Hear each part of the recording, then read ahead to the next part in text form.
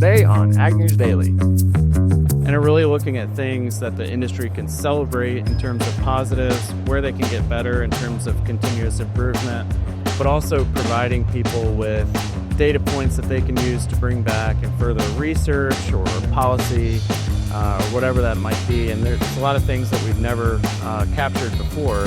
Welcome back to the weekly edition of the Ag News Daily Show. Tanner here hanging out at the United States Custom Harvesters Incorporated Convention here in Des Moines, Iowa. So a little different view for you here. But we're going to kick things off right away with the weather. Temperatures remain above normal for most of the Midwest this week. Mild, dry, and breezy weather covers most of the region. A larger system has moved in here through the end of the week with mostly rain and a little bit of snow on the northern edge. This weekend, a clipper will move through, bringing a burst of milder air through, but there may be another system that comes later next week to push through into the entire Midwest region. Water levels are falling near low water marks this week in several spots along that Mississippi River, though we've seen the southern areas having enough rainfall to limit the fall of the river system there. Warmer air is causing some of these ice jams in some of the local river systems that feed the Mississippi, and that storm system moving through at the end of the week could provide more precipitation to support water levels to stop that from failing. Here in the Midwest, we've had warmer than average temperatures, especially for the month of January. We saw the White House Office of Management and Budget has officially withdrawn the sweeping spending freeze implemented by President Trump earlier this week, but not before it caused widespread concern, including members of Congress. The freeze was first announced on Monday, and by Wednesday, the White House had rescinded it after a judge shut it down a day prior.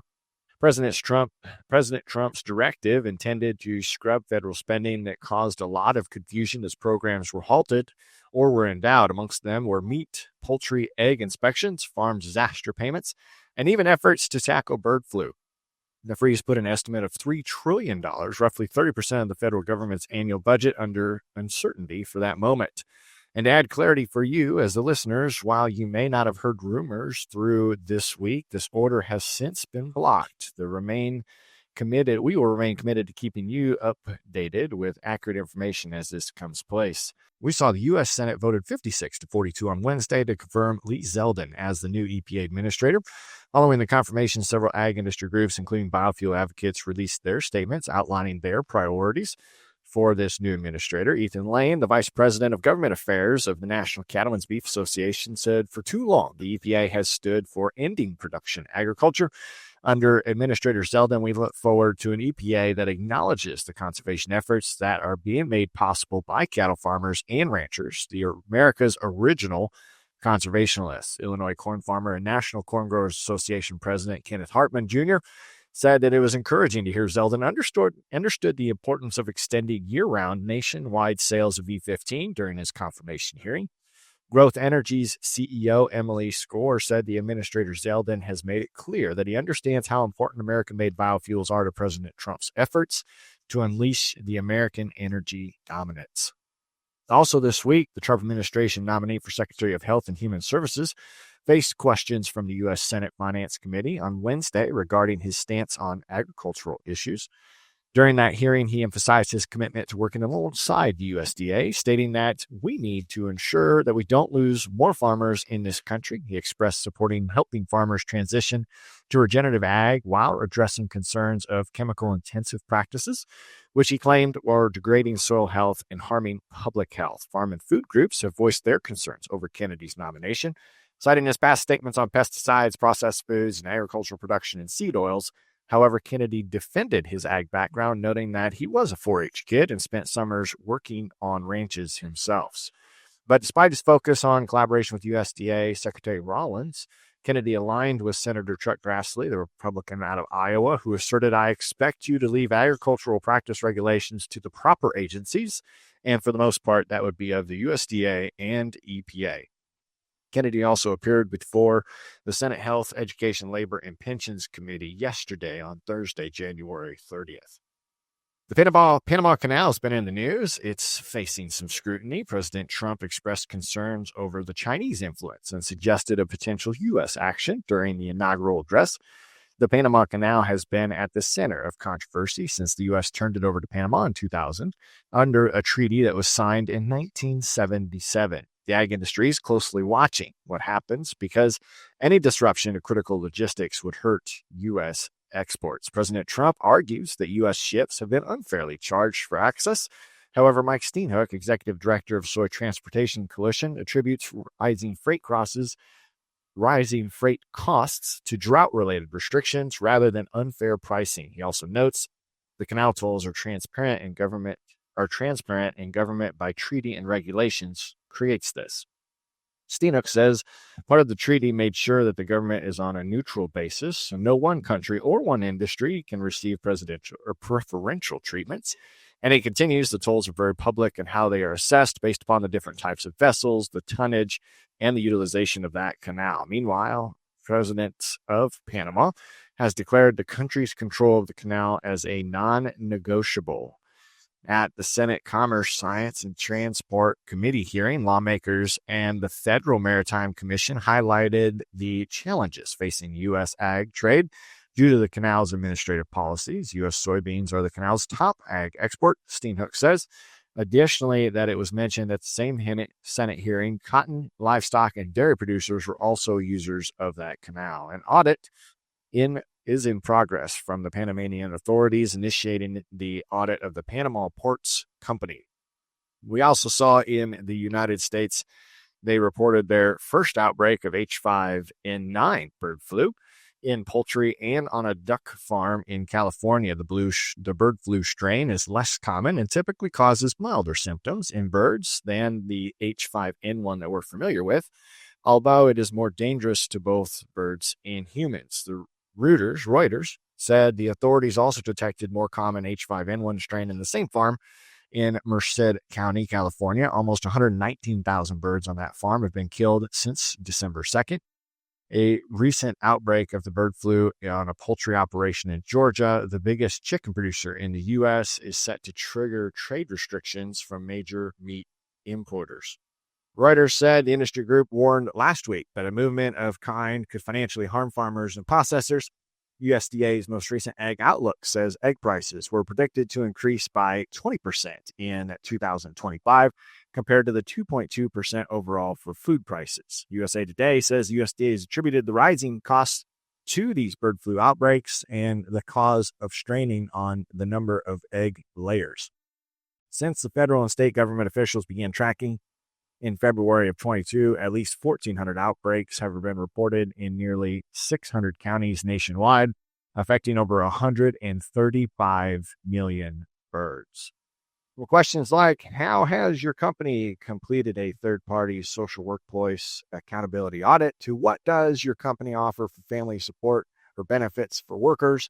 Are just some of the questions in the first sustainability report for the entire U.S. supply chain and poultry industry. The report was released last week at the International Production of Processing Expo in Atlanta, Georgia, where our Ag News Daily reporter and producer Michelle Stangler It brings together typically around 28,000 people from various parts of the poultry industry, including the production and processing of eggs and meat, in the addition to the feed industry. So let's get to her interview now, where Michelle discusses what it means and how farmers beyond the poultry industry can think about this report right after our message today. Calving season is a favorite time of year, but along with that special time are dangers, extra stress, and increased labor. Safety Zone calf catchers are all about safety and making processing new calves easier. Designed for ATVs or UTVs, one person can do the job and never be threatened by the protective mother cow. Make this and every calving season safer and easier with a Safety Zone calf catcher. Watch videos and customer testimonials or order yours today at safetyzonecalfcatchers.com or call 877-505-0914. Affordable and made in the USA. Make your upcoming and all future calving seasons safer, easier, and stress-free. Durable and designed to work anywhere you can drive your ATV or UTV. Order online at safetyzonecalfcatchers.com or call 877-505-0914 today.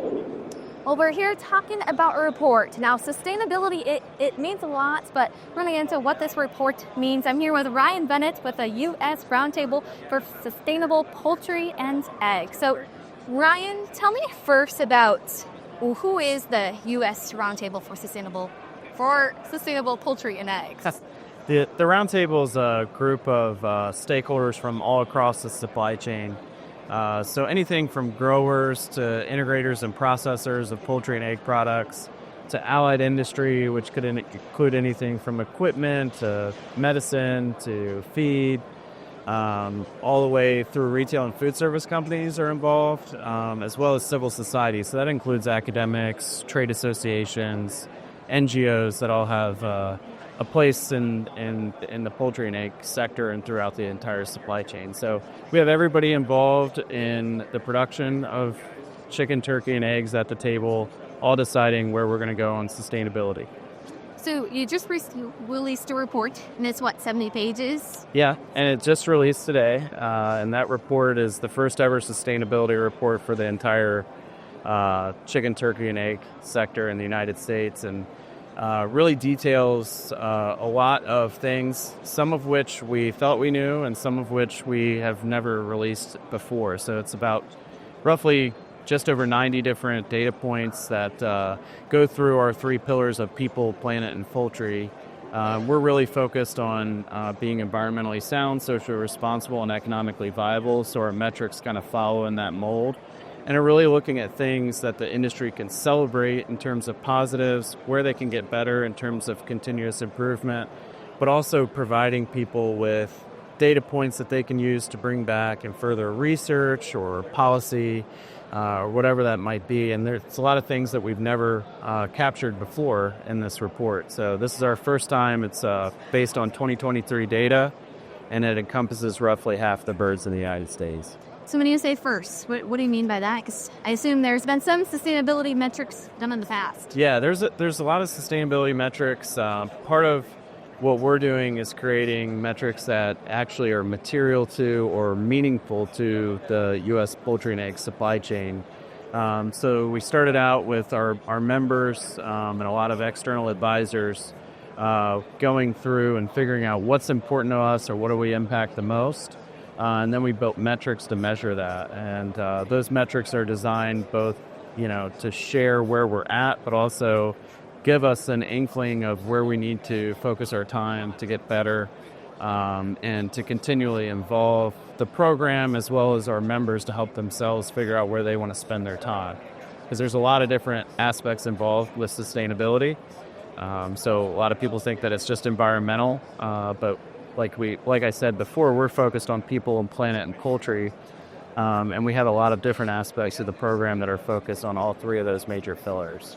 Now, this challenge or opportunity when we think about sustainability is across the agriculture, food, and environmental chain, you could say.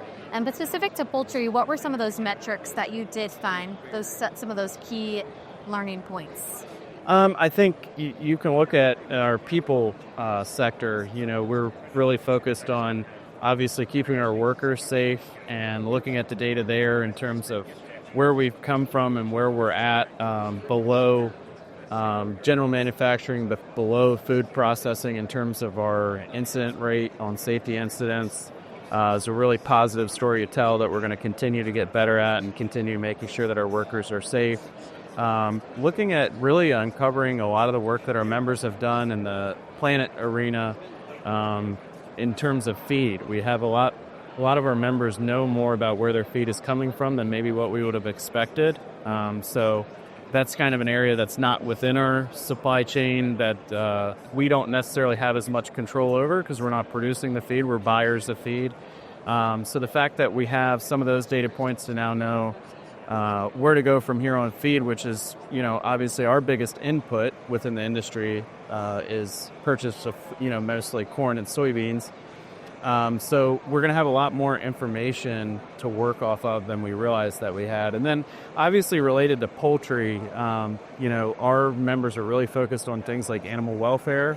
And there's a lot of data to support that we've never generated in the past, as well as things like biosecurity, where with things like metapneumovirus and avian influenza being obviously hot topics and impacting the industry at a high level right now. We have a lot of data to share about what we're doing well there, but also, continually refocusing on building up our biosecurity and trying to do better and better there as well. So those are some of the high points. There's a lot of, like I said, there's over 90 different things, so there's a lot to look through, and we're still working through it ourselves to inform the organization where it goes from here. I'm just looking at the report here, and some of the questions that you asked, like what percent of your full-time employees are provided benefits, and that's 100% of employees in the broiler, turkey, and ag industry. So it's some of those questions where when I think about sustainability, of course, my mind goes environmental, but there are some other aspects. So how did some of these questions come up about sustainability? How does that relate? I think when you look at, obviously we're major employers in a lot of different regions of the United States. And I think it's something that we need to do a better job of telling our story on, but also telling the story of what those jobs actually mean to the people that are working for these companies. And we're doing a lot more than I think what we're taking credit for. And I think when you saw during COVID, there was a lot of, there was some negative press about that. We didn't necessarily have the data points to share about all the good things that we're actually doing. And I think, in the future, I think that will allow us to take credit for all those, what we're providing for our employees, but also to identify areas where we can continue to do it better. Do you have any of those key numbers that were really of interest to you when you think about the report? I mentioned before the kind of the safety numbers and how well we're doing there in comparison to other industries. I mentioned the feed data. We know a lot more about our feed supply chain. That we've got a lot to learn, but we know a lot more about our feed supply chain than maybe what we realized going into this. And then there was a lot of numbers in there that I think we kind of expected, but had never really been captured before. So some of those points where I'm seeing now is, what percentage of your annual feed grains can you follow to a point of origin? And here, what the data is showing me is that 100% for broilers, 50% turkey, and 92% for eggs. For the state.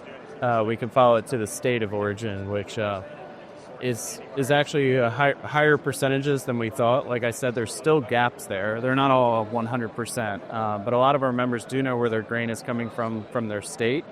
So that allows us to get more accurate numbers in terms of what their impacts actually are, but also what states we need to be working in and focusing on to make those impacts even less over time. It's just asking some of these questions that I bet a lot of people have curious questions too. So what do you hope people do with this information? Who do you hope uses it? And then going to what do you hope they do? Yeah, I think our members can use it to baseline themselves to figure out where they need to get better in comparison to what their peers are doing. I think also researchers can use this data to figure out where we need to find more opportunities to drive continuous improvement. I think policymakers or policy setting organizations can use this to help inform themselves to either create better policy, more focused on what's actually going on the ground, or to take credit for the things that we're already doing. And then I also think, obviously, the general public needs to know that we're doing a lot more than what they realize that we're doing in so many different areas that are important to them.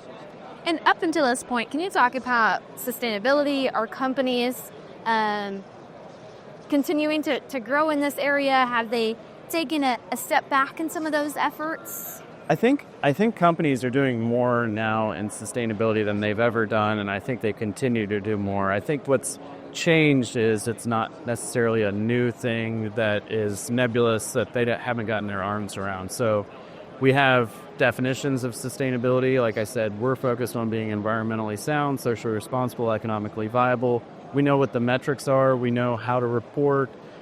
Things that we never had, even 5-6 years ago, we're able to do now.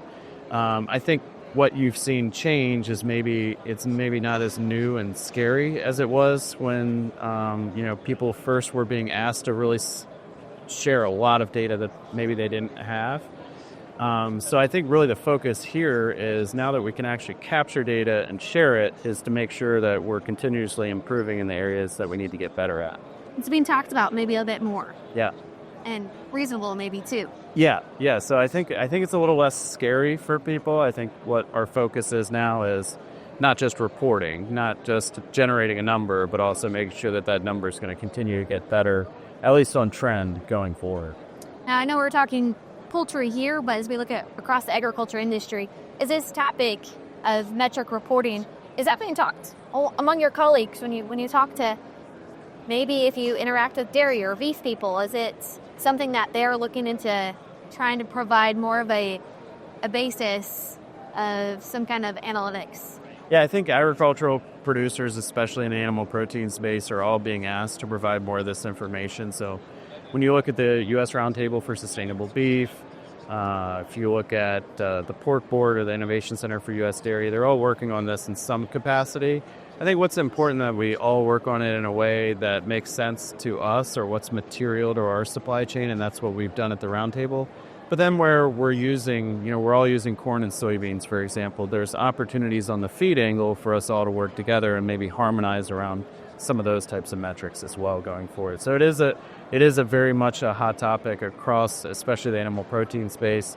We're doing our part in poultry and eggs and measuring things in a way that makes sense to us and our supply chain, because obviously they're all different. And I think it's important to ask questions and measure things in a way that makes sense to the people answering them and not just kind of blanket ask a question across the entire animal protein sector. Well, thank you so much for joining. Where can people find more information? The report's available at US-RSPE.org under our resources page. Well, thanks again for joining. Thank you. Well, thanks for doing that, Michelle. This week, the American Farm Bureau Federation's annual convention policies were adapted, and the discussions of what to advocate for this year. No major changes came in the Farm Bill language. Some new language was added to crop insurance. Delegates called for an educational component of the SNAP program. Policies include opposition to any and all forms of diversity and equity and inclusion, or being forced to be put into public school systems funded by government entities. Support and comprehensive immigration reform was a key. Supported more clarity on the H-2A housing inspections and fines. Supported of continuous border or barrier fence along the U.S. and Mexico border. Support finding companies that received broadband loans or grants if they failed to quickly build out infrastructure. Support and reimbursement of farmers for biosecurity and infrastructure to support. Such a long list there as well. We also saw additionally Farm Bureau delegates approved a bylaw amendment requiring special payments from any state organization whose AFBF membership is subject to a pending but not yet effective termination. Delegates voted 293 to 48 in favor of that adjustment. Illinois Farm Bureau President Brian Duncan said he was disappointed but not surprised, as we've reported on that. The board of directors voted November 7th to terminate that membership of Illinois Farm Bureau in the national organization. It is effective as of December 20th after IFB informed them that their county financial insurance company was changing the underwriting rules that were no longer requiring policyholders to be Farm Bureau members. Well, let's have a little bit of fun here at Ag News Daily, bringing you some insightful conversations with folks in the ag industry. Let's hear one more time from Michelle to see if you can guess what we're going to hear about on next week's interview. Coming up on next week's show, learn how a pushback with Georgia peanuts are creating opportunities. I heard from a board member, part of the Georgia Peanut Commission, State Checkoff, and now he's not only a peanut producer, but also poultry and a corn producer. Hear how his thoughts about promotion and education efforts and how Checkoff in his state is going to be related to your state as well. 2025 has started off strong when we look at the fertilizer markets. Josh Linville of StoneX told reporters in an email that he sent. 2025 started with corn acreage numbers at 92 million acres. Now some of the market estimates a high of 95 to 96 million. This means this is a big boost for all fertilizer demand, which is worrisome for this time in the calendar. Time's running out to get producers the product in place before they need it. Globally, European Union has produced additional tariffs on Russian-produced fertilizer. Linville says, while not confirmed, it sees a lot of traction and more to happen. He also mentioned the tariff threat against Canada is mainly a potash issue and some urea that comes out of our North American neighbors. The biggest news in the markets is that we've been watching corn fund positions. The corn opens its interest high at a new record this week. Funds are now long over 300,000 contracts. Questions are starting to trickle in about how much further corn could go if the funds are already sitting in this long position. On the flip side, the trade is also increasingly placing more focus on President Trump's threats to impose tariffs. In a statement made last week, 25% of tariffs on all goods coming from Canada and Mexico could start as early as February 1st, along with 10% tariffs on Chinese goods. It does sound like trade representatives from both Canada and Mexico have been meeting with their U.S. delegations to avoid this at all possible costs. Overall, the sentiment is fairly positive for pro-trade administration with President Trump now in office. So we'll see how that plays with agriculture demand here in the U.S. So thanks for putting up with me by myself today for your news this week. Went through that a little bit quickly. It's exciting to be here at these live trade show events and really appreciate you guys as listeners. So make sure you check us out on all social media platforms. Send us interviews that we should be doing, or if you're going to be at a trade show, come and look us up. But for today, I think it's time to let you go.